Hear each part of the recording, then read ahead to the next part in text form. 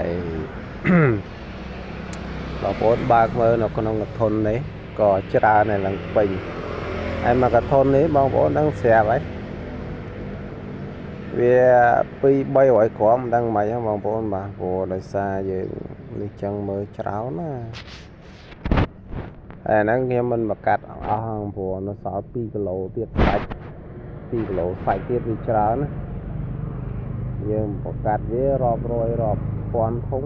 រាប់រយធុងមិនមែនរាប់ពាន់ទេបងប្អូនតែតិចតែអញ្ចឹងយើងធ្វើវាម្ដងមួយវគ្គអញ្ចឹងវាខ្ញុំធ្វើវាច្រើនដែរបងប្អូនបាទមួយវគ្គប្រហែលជា50-60ធុងអញ្ចឹងណាដោយសារខ្ញុំអត់ធ្វើកធុនទេព្រោះវាតេតទៅនឹងបញ្ហាការគ្រាប់បាទ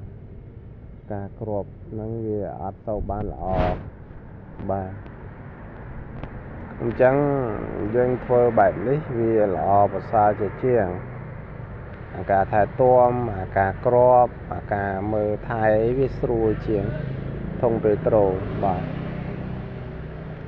ហើយបើសិនជាយើងបង្កើតវាមកធុងពេត្រូយើងអាចដាក់មេ5គូហើយស្មើ10អញ្ចឹងវាធ្វើសកម្មភាពនៅចលនានៅក្នុងហ្នឹងបានល្អអត់ដូចកធុនទេបងប្អូនបាទ